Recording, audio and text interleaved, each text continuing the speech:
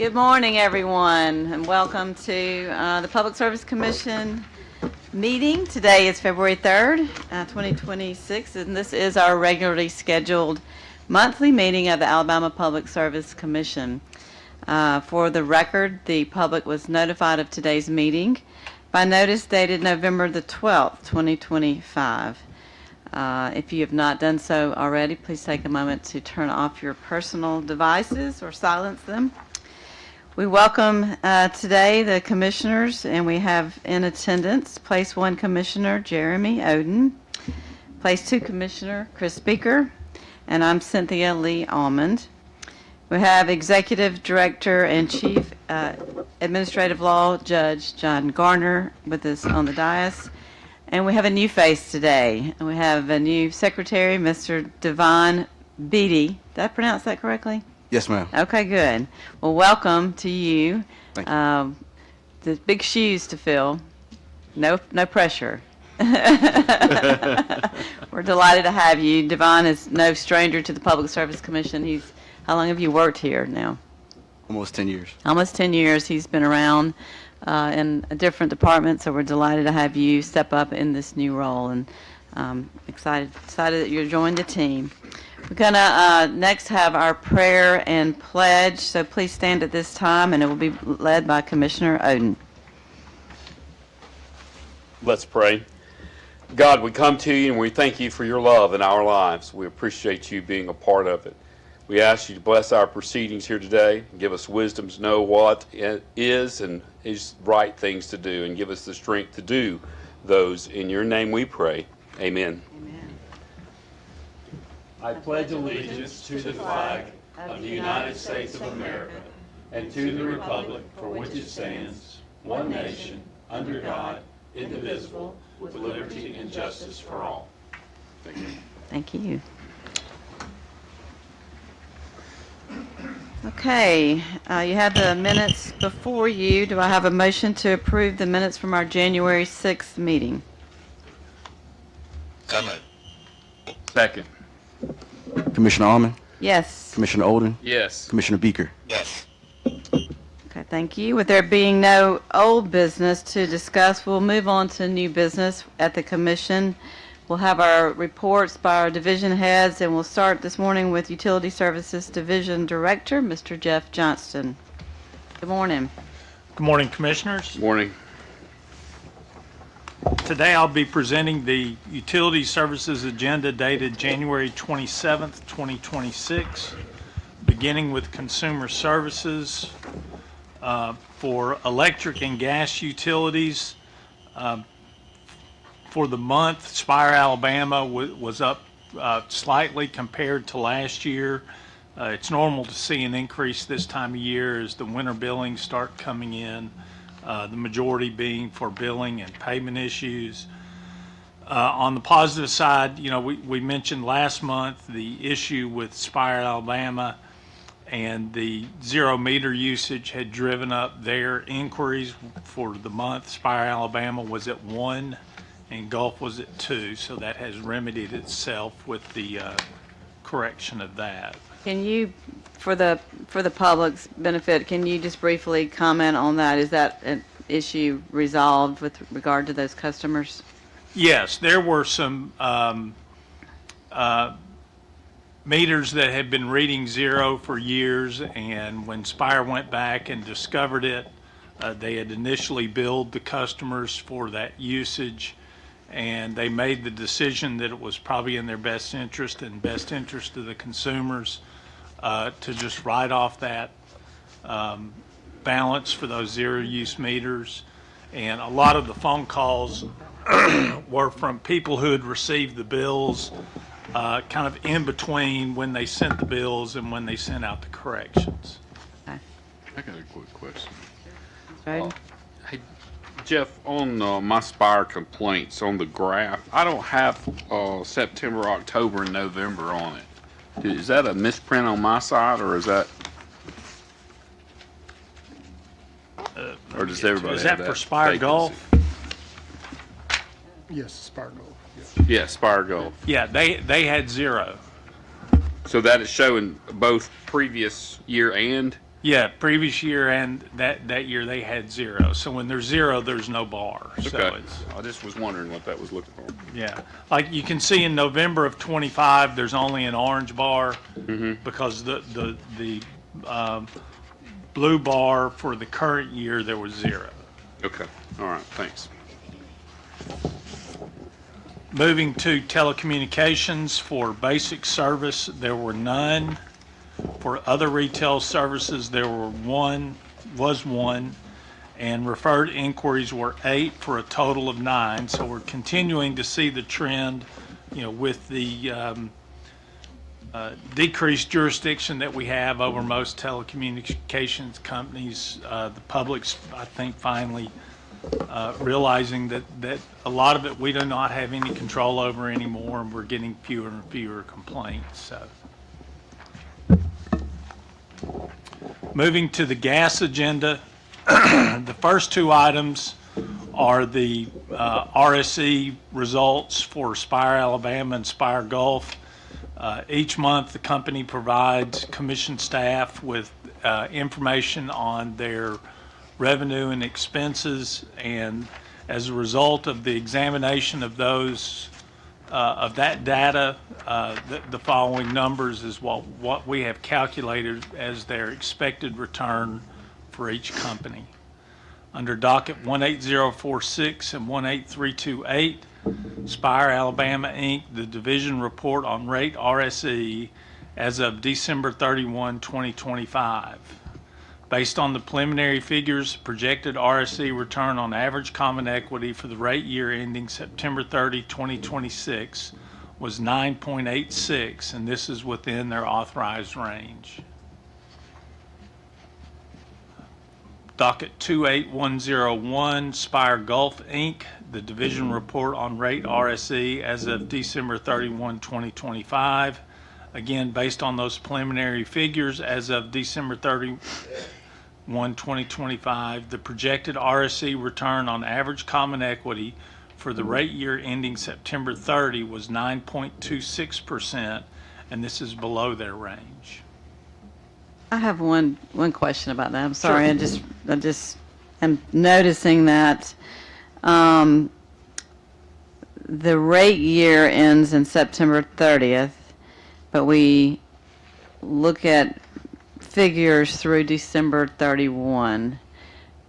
Yeah, Help me. once the company, what happens is the company will close out their books as of the end of December. They'll close out their books in the first 2 weeks of January and submit those reports to commission staff in mid-January, in time for them to review those numbers and have it ready for the report that we do here in February in front of the commission. So we don't yet have the numbers from January. Those will come in the next week or so.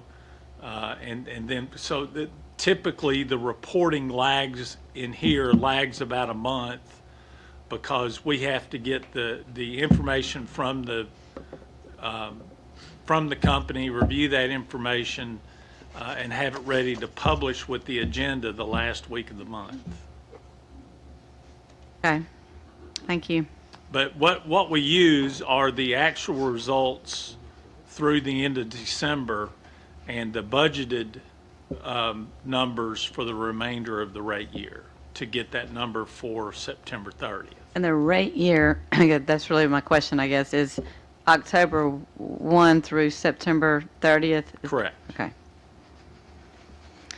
All right, are there any other questions before we've got one more docket item? Yep. Okay. Under docket U 5499, Spire, Alabama, Inc., an application for approval for base contract for sale and purchase of natural gas with J.P. Morgan Chase Bank, N.A.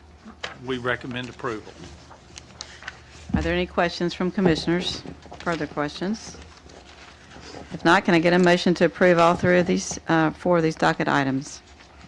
So moved. Second. Commissioner Almond, Yes. Commissioner Olden, Yes. Commissioner Beaker, Yes. Under telecommunications, I have one item for vote. Under cancellation and withdrawals, under docket 29180, CVTS Technology Solutions LLC, they are asking to cancel their certificate and withdraw their tariff. The company no longer provides any regulated telecommunications services within the state, and no customers will be effective. We recommend approval. All right, any questions? Is there a motion? So moved. Second. Commissioner Almond, Yes? Commissioner Oden, Yes. Commissioner Beaker. Yes. The remaining items are for information only, so if you don't have any questions, that concludes my presentation. Thank you very much.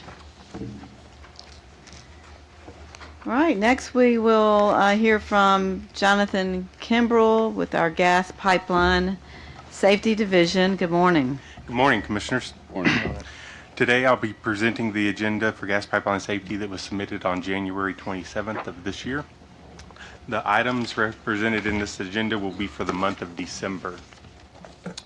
During the month of December, Gas Pipeline Safety was able to perform 54 inspections, utilizing 130 in-person days. The inspections are as follows: 37 construction inspections, 2 operator qualification, 1 integrity management, 1 incident, and 13 follow-ups. From the 54 inspections listed, there was 1 letter of enforcement citing 1 non-compliance items. During the month of December, we were also able to correct out 26 non-compliance items. For training for the month, we were able to perform 1 training session. It was our pipeline safety seminar. We had roughly 350 people in attendance. It went very well. We covered O&M and emergency procedures and some other items. During the month of December, there was 1 state reportable incident that later became a federally reportable incident. It was on a crude oil operator where they had a packing seal on a pump go out and they lost oil. Most of it was contained within the dike system. Some of it spread only on their property. They have since mitigated it and cleaned it and put the pump back into service after repair. All other items are miscellaneous. If there's no questions, that's it for gas pipeline safety. Questions? Thank you very much. Appreciate it. Thank you. Next, we'll have Miss Amanda Sheehan with Utility Enforcement Division. Good morning. Good morning. Morning. Before you is the Utility Enforcement Division's agenda dated January 27th, which describes activities performed in December. First, we'll cover the railway safety section. There were 56 track defects noted with no violations recommended during the month. Looking at page 2, there were 4 incidents reported by the National Response Center in December. There were 2 vehicle strikes, a 4-car mainline derailment that resulted in an employee fatality, and a trespasser strike with a fatal injury. There were also 3 incidents and complaints reported: a rough crossing complaint, a blocked crossing complaint, and a 4-car derailment. The mainline derailment that caused the fatal injury to a railroad employee resulted in an investigation being conducted with concerted efforts of the PSC, FRA, and NTSB. The accident involved the train striking its own equipment during a switching move, resulting in 4 cars derailing and 1 car striking the employee involved in the switching move, and the investigation is ongoing. Moving to the motor carrier services section, vehicle registration numbers were down for the month, while intrastate applications and insurance filings were average for this time of year. As of December 31st, we had 94% of Alabama carriers registered for the 2025 UCR, and 68 were registered for the 2026 UCR. Staff participated in the UCR board call during the month. A household good tariff was initially rejected, but after corrections were made, the tariff was accepted. And pending any questions, that concludes my report. Any questions for Ms. Sheehan? Thank you for the report. I know we report on this every month, but it's just very sad when we very often have fatalities in our Yes. railroad report, and that's something that we're working hard to help prevent, and just Yeah. really sad. A great deal of them are vehicles at grade crossings for trying to, I guess, run the train or break down on the crossing. There's, some do it on purpose. There's a lot of different reasons, but those are the majority of the fatalities. Yeah, it's terrible. Thank you very much. Thank you. All right, next we have Electricity Division. John Free, Miss Patricia Smith. Good morning to both of you. Good morning. Commissioners, how are you? Good morning. You have before you the Electricity Policy Division's agenda dated January 27th, 2026. Ms. Patricia Smith will present the division's monthly update on rates RSC and ECR for Alabama Power Company. Good morning, Commissioners. Good morning. On January 23, 2026, consistent with the requirements of rate RSE under dockets 18117 and 18416, Alabama Power Company submitted its prior year actual results for the 12 months ended December 31, 2025. The RSE calculation produced a weighted return on average retail common equity of 6.07%.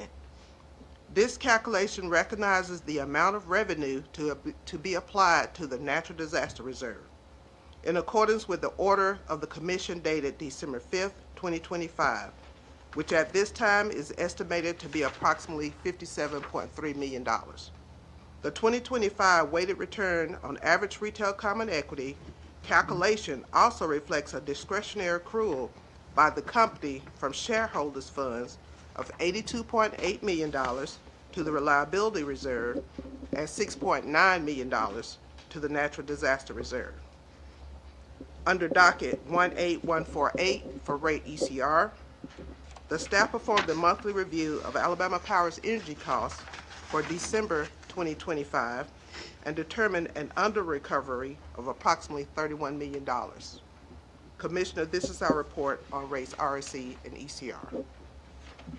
Thank you. Do we have any questions for Ms. Smith about rate RSE or rate ECR?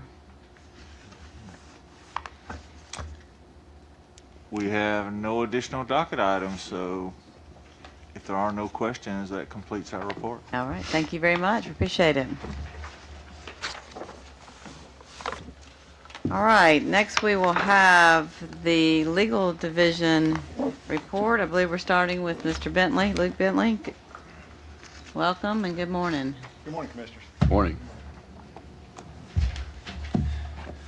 All right, I have 5 items on the legal agenda, and with your permission, I'll present them together for one vote. Okay.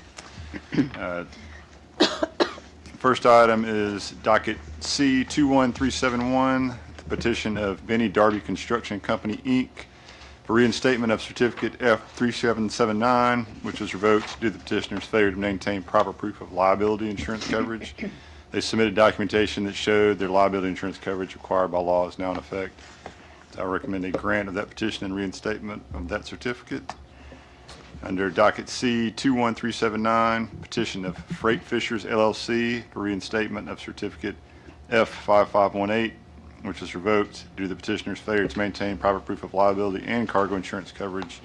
The petitioner submitted documentation that showed that that coverage required by law is now in effect. I recommend grant of the petition and reinstatement of that certificate.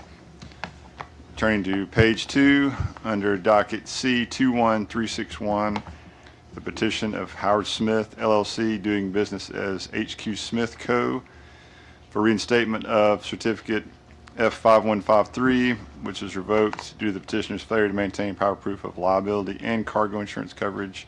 The petitioner submitted documentation that showed their liability and cargo insurance coverage required by law is now in effect. I recommend a grant of that petition and reinstatement of that certificate. Under docket C21375, the petition of Lillian Transport LLC for reinstatement of certificates C4152 and FMP B118, which were revoked due to their failure to maintain proper proof of liability insurance coverage. Petitioner submitted documentation that showed their liability insurance coverage required by law is now in effect. I recommend granting that petition and reinstatement of those certificates. And my last item is under docket 33287, a petition of Stephanie McJunkins doing business as Junkins Transportation for cancellation of motor carrier certificate FMP B116. I recommend grant of cancellation as requested. All right, thank you very much. We have 5 items, 4 of which involve petitioners' failure to either obtain or show proper proof of insurance, which is something they're required to do, and they ultimately did show proof, and so you're recommending on all 4 of those to grant reinstatement of their license, and the 5th is a cancellation request, which you also recommend. Are there any questions or comments about any of these 5 items? All right. If not, can I get a motion? So moved. Second. Commissioner Almond, Yes. Commissioner Olden, Yes. Commissioner Beaker. Yes. Thank you. Thank you. Next, we have Chad Mason for 2 items, I believe. Or maybe more. You I have, have 5 items, but 2 items are on the regular agenda and 3 items are on the off agenda. I'll take the first 2 items on the regular agenda together for one vote, if that's all right. okay. First, I have docket 33647, unopposed application to transfer motor care certificate of public convenience and necessity 3652 from Crown Limousine and Sedan Service LLC to Prestige Limousine Service Inc. I recommend a grant. Docket 33619, petition of Navicare LLC for an extension of time to make the required filings. Grant an additional 90 days to allow applicant to make the required filings. All right, any questions about either of these 2 items? If not, can I get a motion to So approve? moved. Second. Commissioner Almond, Yes. Commissioner Olden, Yes. Commissioner Beaker. Yes. Okay, now moving to the off agenda, I have 3 items, and I'll take the first 2 together for one vote. First up is docket 33648, unopposed common carrier application of Alabama Capital Group LLC, DBA Reserve Black, for certificate to transport passengers. A hearing was held on January 28, 2026, in which staff participated. The applicant waived its right to report and recommended order. I recommend a grant of that authority. And then next up is docket 33649, unopposed common carrier application of So Enterprise LLC, DBA So Auto Black Car, for certificate to transport passengers. Hearing was held on January 28, 2026, in which staff participated. The applicant waived its right to report and recommended order, and I recommend a grant of that authority as well. Thank you. Any questions about either of these docket items? If not, can I get a motion to approve? So moved. Second. Commissioner Almond, Yes. Commissioner Olden, Yes. Commissioner Beaker. Yes. And lastly is docket 33639, show cause proceeding for Camp Hill Utility Board to address failures to adequately respond to the Gas Pipeline Safety Division's notice of noncompliance with the Pipeline and Hazardous Materials Safety Administration's minimum pipeline safety regulations. This proceeding was established by a vote of the Commission at the December 2025 meeting. An order dated December 2nd, 2025 set this matter for a hearing. The Office of the Attorney General intervened on December 12th, 2025. A hearing was held on December 18th, 2025, in which respondent, the Office of the Attorney General, and Commission staff participated. As laid out in the Commission's December order, Camp Hill was found to have 6 violations of 2 additional areas of concern. At the hearing, the GPS staff recommended immediate actions that needed to be taken by Camp Hill in addition to becoming fully compliant. Those actions were to conduct a leak survey and odor sampling test within 30 days of the hearing, and a complete cathodic protection survey within 60 days of the hearing. Camp Hill's mayor agreed to the staff's recommendations. A procedural ruling and a safety plan were both issued the day of the hearing, setting out the recommendations of staff, which had been agreed to by Camp Hill. The safety plan directed Camp Hill to provide the Commission with weekly updates on their progress. Camp Hill failed to make those updates. A conference call was held on January 16, 2026 to provide Camp Hill an opportunity to explain its lack of reporting and detail any progress it had made toward achieving compliance. During the conference call, Camp Hill reported to the Commission and the AG it had done only minimal work towards achieving compliance. Following the conference call, a further procedural ruling was issued directing Camp Hill to file a formal update with the Commission on or about January 20th, 2026. The parties were also instructed to file briefs in the form of proposed orders recommending the manner in which this proceeding should be brought to closure. Camp Hill did not file an update as directed or a brief in the form of a proposed order. The Attorney General did file a brief in the form of a proposed order recommending the imposition of the maximum fines allowed by law and requiring Camp Hill to be fully compliant within 30 days or ultimately face shutdown of its system. I recommend an initial fine of $10,000 to be levied against Camp Hill, which can be offset up to $5,000 of the expenditures necessary to get the system in full compliance, subject to commission approval. Next, Camp Hill is to perform a complete system leak survey, odor sampling test, and cathodic protection survey within 30 days, which those are the same 3 tests that they were directed to do at the hearing. And it's still yet to do. One may be done by now, but still, as of the date of when this was circulated, it had not been. And if Camp Hill were to fail to perform these tests, these tests and surveys within 30 days, an additional $10,000 fine would be issued and would not be subject to be offset by expenditures. And finally, Camp Hill is to be in full compliance with the safety plan issued by commission staff within 60 days. If Camp Hill were to fail to become fully compliant within 60 days, an additional $10,000 fine would be issued, which again would not be subject to being offset. The Commission also reserves the right to give additional consideration to the recommendations of the Office of the Attorney General if Camp Hill fails to become fully compliant within 30 days. The above-mentioned deadlines will not be adjusted unless good cause can be shown as to why additional time is necessary. All right, that's a lot That's a right lot. there. Thank you very much. I just want to commend your office and the gas pipeline division office and the Attorney General's office for all of your work on this. It's not the most fun part of our job, but very important one, and it's really all about keeping our citizens safe. And so thank you for all of this work and all the many hours that led up to this work. So, Yes, ma'am. Good. Mr. Oden. I just have a quick question. So, Sure. in the attempts of contacting Camp Hill, they have not responded correctly. We've had some communication. I mean, they were here at the hearing. A safety plan was issued after the hearing, and they were supposed to give weekly updates, Neat. and they did not give any weekly updates. Okay. They did have some personal issues, but even beyond that, I don't know. They really have they given weekly updates since that conference call, Jonathan? That's what I wanted to bring forward. They have not made anything since that call, have they not? Okay. Correct. The call on January 16th. Correct.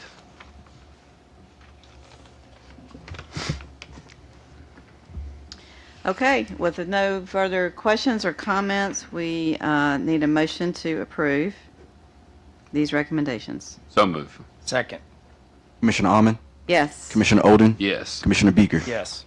Thank you. Thank you very much. Now we'll go back to the legal division agenda, I believe, and Judge Garner, you have an item on this. Thank you, Madam President. Yeah, we'll go back to page 3 of the Legal Division agenda dated January 27th. That's the original agenda that we put out. The last item there is docket 33335, which concerns Echo Preservation Services, LLC. What you have before you is a notice to withdraw the trustee's motion to reconsider that was filed with the Commission on or about January 12 of 2026 by counsel for the Chapter 11 bankruptcy trustee for Echo. The motion states that based on the trustee's review of the record and analysis of the existing legal authorities, the trustee determined that it was appropriate to seek to withdraw that pending application for reconsideration, rehearing, or modification of the order entered by the Commission in this cause on November 26, 2024. I recommend a grant of that motion. All right, everybody understand that? Any questions? If not, is there a motion to approve the recommendation? So moved. Second. Commissioner Almond, Yes. Commissioner Oden, Yes. Commissioner Beaker. Yes. Lastly, Madam President, I have the 3 items reflected on the administrative agenda. The first item is for approval of all pending motor carrier matters. The second item is for an order to be entered updating the examiners and hearing officers that are approved by the Commission. And the real purpose of that is to add Mr. Devon D. Beatty as the acting secretary of the Commission in lieu of Mr. Thomas, whose retirement was effective February 1. And the last item I have is a recommendation for a vote to affirm affidavits signed by each commissioner acknowledging under oath that they do not personally own any stock in entities regulated by the Commission or any parent or affiliate of any such regulated entity. I recommend approval of all those items. Okay, thank you very much. Just a quick comment about the last item with the affidavits that each of the commissioners here has signed voluntarily. We already obviously sign a statement of economic interest every year with the Ethics Commission, as we're required to do. But in addition to that, we wanted to put out a more specific statement regarding the fact that we do not own stock in any utility that we regulate, nor their parent company. Just to be more specific, we've all signed that affidavit, and we will put those affidavits on our website. Just wanted to make that clear to everyone. Any other comments about that or anything else?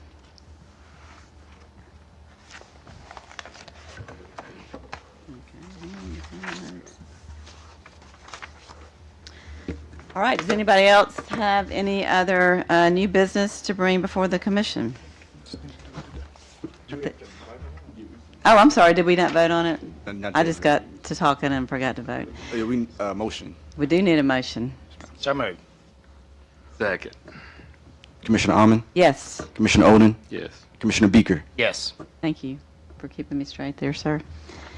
Now, don't think there's any further new business to come before the commission. If not, the next regularly scheduled commission meeting is Tuesday, March the 3rd. And we appreciate your attendance here in person and for those of you online listening and watching. And we are now adjourned. Okay, somebody.